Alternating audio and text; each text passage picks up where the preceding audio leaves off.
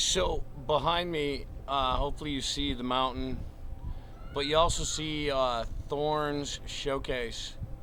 Um, when I was your age, for the 4th of July, Thorns had a grease pig contest and grease pole contest here in the parking lot, and those were those were incredibly interesting. Speaking of interesting, Chapter 9, conflict resolution and its effects on economic policy. I bet you can figure that out. Conflict resolution and its effect on economic policy. Remember the last time we read, uh, Lawnboy had fainted because he's got a boatload of money. When I came to, there was a damp paper towel over my face. Oh, I'm sorry, Arnold said. I, I thought I eased into it, but I guess the shock. I thought of a really important question. I was still woozy. I'm still not sure I heard you right. Did you now say I have over $50,000? Are you gonna faint again? No, I don't think so. Then yes, that's what you're now worth. Where is it? In your account under my name, but in your special account. Can I see it? Of course, I have your account information on the computer. He turned to his keyboard and tapped a few keys. No, the money. Can I see the money? He shook his head.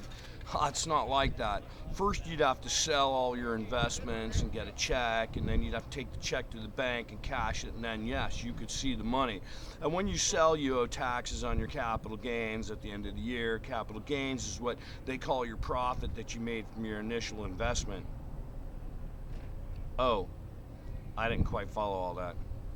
I thought, so I don't really have the money, I said slowly.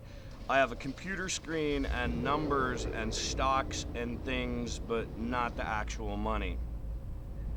That's right, that's how it works. You or I acting for you will reinvest the money in safe stocks, which will give you what's called diversified portfolio. So if one thing goes down, another might go up to cover you. But it's all there, and you can cash it in anytime you want, except for what? I smelled a rat. Right now, the money appears to be mine because legally you can't invest in the market because you're too young. You have to go through an adult, and I'm a little uncomfortable with this because, first of all, I'm not your legal guardian, and second, since the money appears to be mine, the government will want me to pay taxes on it, and that shouldn't be my responsibility, to pay the taxes on your money. So, what do we do? Soon, very soon, we talk to your parents and get them involved. Mom, I thought. Dad, I have something to tell you. I've been mowing lawns. I've been mowing a lot of lawns, and I have 50,000. Please pass the green beans, and by the way, I have 50,000. Breakfast over toast. Mom, Dad, you know how I've been mowing lawns every day? Well, guess what? We have something like 50,000 and change. There's something else. What on earth could it be? How could anything in the world top this? What is it? As I said, I put your money in this walleye stock, but I should remind you not all your money. I thought it might be good to do some investing for fun. It isn't fun, I thought, to have over $50,000. So there was this kind of fun for people interested in sports, and I thought you might like to invest in that. He trailed off, and I studied him. Is something wrong? He shook his head, looked out at the rain. I couldn't believe it was still raining, that it was the same day, that we'd only been talking for an hour or so. And part of me was listening, and part of me was imagining what the money would do to help my parents, what it would buy. I misread the explanation of the fund, he said. Usually, this kind of fund, a lot of investors pool their money and perhaps buy a baseball team or build a stadium, but it didn't turn out that way. How exactly did it turn out? It turns out you own 100% interest in a heavyweight boxer who lives nearby. I own him? Not really, of course. You're sponsoring him. And if you do well, you split the purse. He has a purse? What kind of prize fighter carries a purse? That's a figure of speech. The purse is the prize money, his winnings. What's his name? Joseph, Arnold said. Joseph Powdermilk Jr. I have the specs in the computer and can run you a printout if you would like. Sure, I'd like to know more about him. Good, 'cause he's due to be here in about 15 minutes. He called here last night and wants to meet his sponsor and thank him.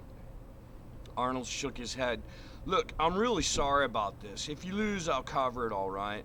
And as for meeting him, well, he asked about his sponsor, and without thinking, I gave him this address. So if you want, you can leave right now and miss it. I shook my head. No, and if we lose, it's not your fault. 5-6 weeks ago, I was sitting in my yard wondering about an inner tube, and now I'm 1,000 error or something. You think I'm going to complain? Some would, he sighed. Some have. What if we'd lost? Then we would have lost $40. That's what we started with, right? We lose the whole walleye thing, and what we've really lost is the original $40. Well, that's a healthy way of looking at it. There was a sudden clatter in front of the house, and an old station wagon rumbled to a stop. It sat, almost wheezing, and then the driver's side door opened. With great difficulty, a man got out. I say man, but this person looked more like a living mountain than a man. Ha, I see it, Arnold said, but I don't believe it. How did he get in the car? He was wearing a big sweatshirt and sweatpants, and as he moved up the sidewalk to the door, his step was amazingly light for someone his size, almost like a really big cat.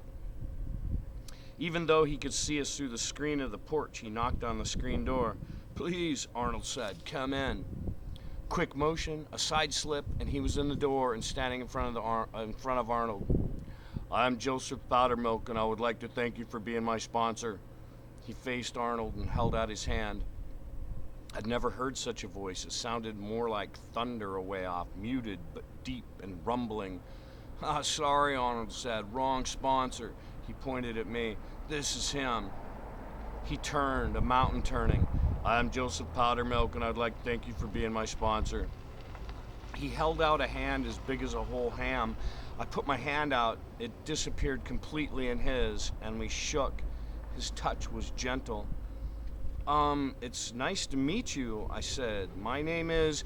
And just then, Pasquale's truck streaked up behind Joseph Powdermilk's station wagon and came to a screeching halt. Pasquale came running up to the porch.